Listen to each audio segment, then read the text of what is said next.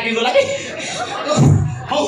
ଖାନା ଭିତରେ ଡ୍ୟୁଟିଟା ସରିଯାଉ ତାପରେ ଦେଖିବୁ ଦମଟା କାହାର କେତେ ହଉ ହଉ ଡ୍ୟୁଟି ସାରୁ ଦେଖିବା କାହାର ପାଦ କେତେ କଣ ହେଲା ମ୍ୟାଡାମଙ୍କ ମାମା 10ଟା ବେଳକୁ ଆସି ପହଞ୍ଚିବା କଥା ହଁ ତ କାହିଁ ଏତେବେଳେ ପର୍ଯ୍ୟନ୍ତ ଆସି ପହଞ୍ଚିଲେନି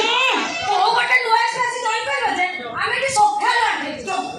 ଆଜି ଏସପି ଆସିବେନି ଆଜି ଏସପି ମ୍ୟାଡାମଙ୍କ ମା ଆସିବେ ଘର ବାହାର ଭିତରେ ଚେକ୍ କରି ସାରିଲା ପରେ କାଲି ଯାଇ ଫୋନ୍ ଏସପି ଆସିବେ ନା ଆଚ୍ଛା କହିଲ ଦେଖି କଥା ଏସପି କୁ ସାଲୁଟ କରିବା ଏବଂ ମାଙ୍କୁ ବି ସାଲୁଟ କରିବା ମୋର ପରିବାର ଏମିତି ସଦା ଆମ ଡ୍ୟୁଟିଟା ସେଇଆ ଦରକାର ପଡ଼ିଲେ ତାଙ୍କ କୁକୁରକୁ ଆମେ ସାଲୁଟ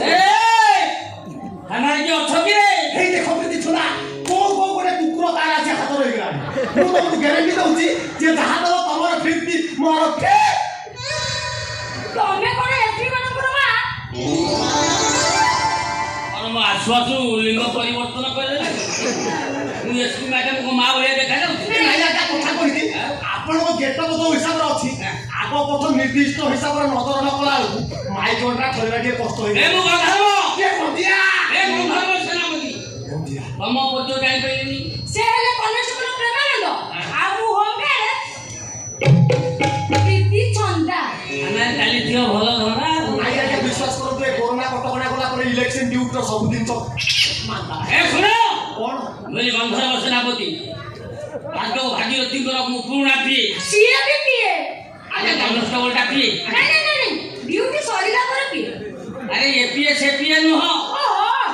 ଆପଣ ଅଧିକ ଟିକେ ପିଉଥିବେ ଆଉ ଆଜ୍ଞା ବିଶ୍ୱାସ କରନ୍ତୁ ଡ୍ୟୁଟି ସରିଗଲା ପରେ ମୋର ଅତି ବେଶୀରେ 90 ml ବେଣ୍ଡର ସ୍ପ୍ରାଇଟ୍ ହେଇଗଲେ ମୋ ପିଆ ଆରେ ମୁଁ କହୁଛି କଣ ତମେ ବୁଝୁଛ କଣ କୋଉ ଶୁଣ କଣ ହେଇଛି ମନ୍ତ୍ରୀ ଆସୁଛନ୍ତି ଆଜି ତମ ସାରଙ୍କ ସହିତ ହିସାବ କିତାବ କରିବେ କାହିଁକି ଏଇଟା କଣ କେତେଟା ଦିନ କଣ କଣ ତମ ମନ୍ତ୍ରୀ ଆସୁଛନ୍ତି ଆମ ସାରଙ୍କ ସହିତ ହିସାବ କରିବା ପାଇଁ ଆରେ ଏହି ହିସାବ ସେ ହିସାବ ନୁହଁ ସବୁଠୁ ଯୋଉ ହିସାବ ଏଇଟା ହିସାବ କିଛି ହେଇପାରିବ ତମେ ଏସପି କୁଆଡେ ଗଲେ